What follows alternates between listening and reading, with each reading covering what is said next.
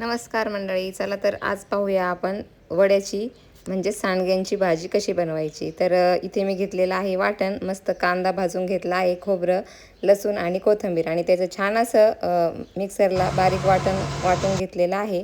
आणि त्यानंतर घेतलं आहे कढईमध्ये तेल। त्याआधी आपण मसाले काढून घेऊया। मस्त असा घरी बनवलेला काळा मसाला घ्यायचा आहे आपल्याला 1 ते 1.5 चमचा।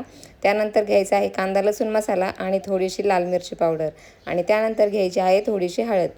तर सर्वात पहिल्यांदा कढईमध्ये तेल घ्यायचं आहे आणि त्यामध्ये जिरे मोहरी चांगली तडतडून घ्यायची आहे आणि त्यानंतर त्यामध्ये टाकायचं आहे आपण वाटलेलं वाटण आणि ते छान असं मस्तपैकी परतून घ्यायचं आहे।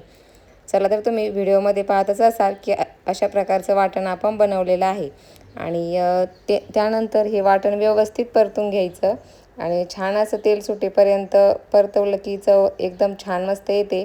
तर उन्हाळ्यामध्ये सर्वांनीच सांडगे नक्कीच बनवले असतील, तर त्याची ही भाजी नक्की ट्राय करा एकदा। आणि त्यानंतर आपण जे सुके मसाले घेतले होते ते सर्व व्यवस्थित यामध्ये मिक्स केले आणि तेही छान परतून घेतले। त्यानंतर आपण त्यामध्ये टाकणार आहोत आपण जे सांडगे किंवा वडे जे काही आपण म्हणतो ते आपण यामध्ये टाकून घ्यायचे आहे। आणि एक गोष्ट लक्षात ठेवायची आहे, हे सांडगे आपल्याला थोडेसे तेलावरती सुरुवातीला भाजून घ्यायचे आहेत आणि त्यामध्ये नंतर आपण टाकणार आहोत गरम पाणी। तर बघू शकता छान असं आपण आधी परतून घेतलं आणि मग त्यामध्ये मी आता गरम पाणी टाकत आहे। तर गरम पाणी यासाठी टाकायचं आहे की भाजी लवकर शिजते आणि टेस्टही छान येते। तर पाहू शकता तुम्ही आपल्याला गरजेनुसार पाणी त्यामध्ये टाकायचं आहे आणि छान असं मिक्स करून घ्यायचं आहे। त्यानंतर टाकायचं आहे आपल्याला चवीनुसार मीठ। तर तेवढी एक क्लिप घ्यायची राहिली आहे त्यामुळे